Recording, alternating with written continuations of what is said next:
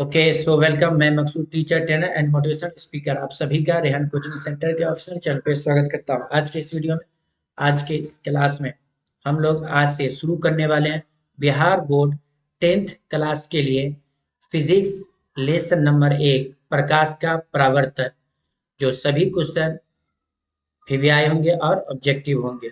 ये new session 2025 से 26 वालों के लिए है। तो शुरू करते हैं। पहला प्रश्न आपके स्क्रीन। ऐसे पदार्थ ऐसे पदार्थ जिनसे होकर प्रकाश आसानी से पार कर जाता है कहे जाते हैं। ऐसे पदार्थ ऐसे पदार्थ जिनसे होकर प्रकाश आसानी से पार कर जाता है कहे जाते हैं।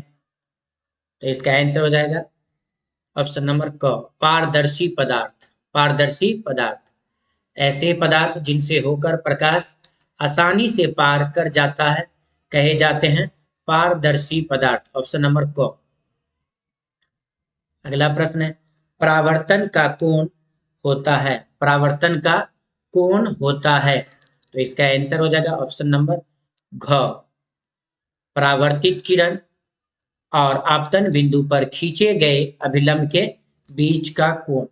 परावर्तित किरण और आपतन बिंदु पर खींचे गए अभिलंब के बीच का कोण। निम्नलिखित में से किस दर्पण द्वारा किसी वस्तु का वास्तविक प्रतिबिंब मिल सकता है। निम्नलिखित में से किस दर्पण द्वारा किसी वस्तु का वास्तविक प्रतिबिंब मिल सकता है। तो इसका आंसर हो जाएगा ऑप्शन नंबर ख, अवतल दर्पण द्वारा। अवतल दर्पण द्वारा। निम्नलिखित में किस दर्पण द्वारा किसी वस्तु का आभासी प्रतिबिंब प्राप्त किया जा सकता है। निम्नलिखित में किस दर्पण द्वारा किसी वस्तु का आभासी प्रतिबिंब प्राप्त किया जा सकता है। तो इसका आंसर हो जाएगा ऑप्शन नंबर घ, तीनों प्रकार के दर्पणों द्वारा, यानी समतल दर्पण में, अवतल दर्पण में, उत्तल दर्पण में। वस्तु से छोटा और आभासी प्रतिबिंब इनमें से किस दर्पण से प्राप्त होता है। वस्तु से छोटा और आभासी प्रतिबिंब इनमें से किस दर्पण से प्राप्त होता है। तो इसका आंसर हो जाएगा ऑप्शन नंबर घ, उत्तल दर्पण से। उत्तल दर्पण से।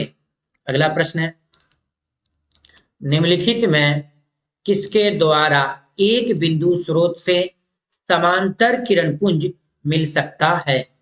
निम्नलिखित में किसके द्वारा एक बिंदु स्रोत से समांतर किरण पुंज मिल सकता है। तो इसका आंसर हो जाएगा ऑप्शन नंबर क, अवतल दर्पण। अवतल दर्पण। कहां पर स्थित होने से वस्तु का प्रतिबिंब अवतल दर्पण के फोकस पर बनता है। कहां पर स्थित होने से वस्तु का प्रतिबिंब अवतल दर्पण के फोकस पर बनता है। तो इसका आंसर हो जाएगा ऑप्शन नंबर घ, अनंत पर। अनंत पर।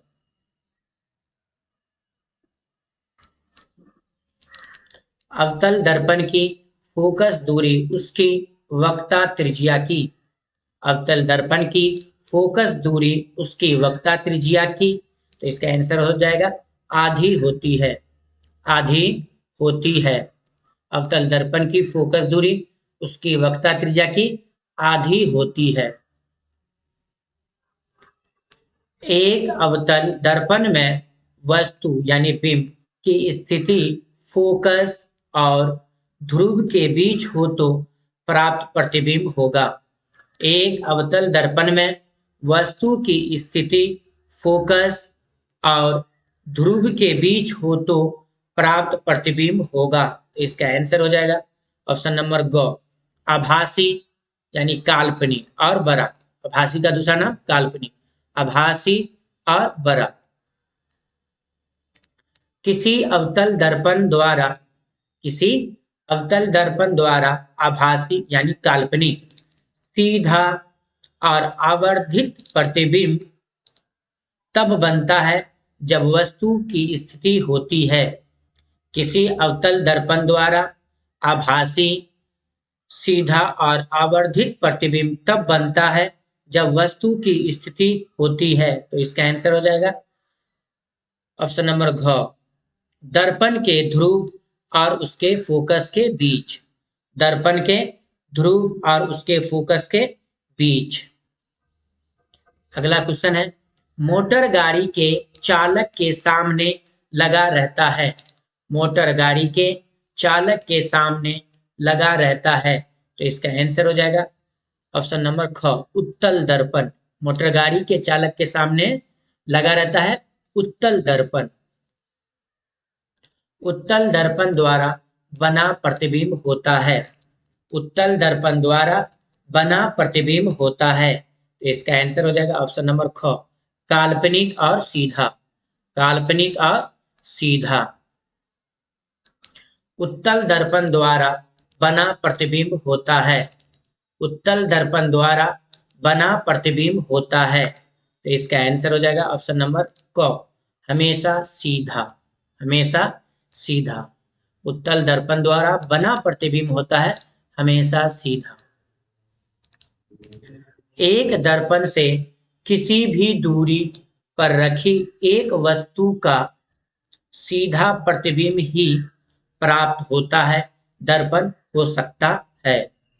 एक दर्पण से किसी भी दूरी पर रखी एक वस्तु का सीधा प्रतिबिंब ही प्राप्त होता है दर्पण हो सकता है। तो इसका आंसर हो जाएगा ऑप्शन नंबर ग, समतल अथवा उत्तल। समतल अथवा उत्तल।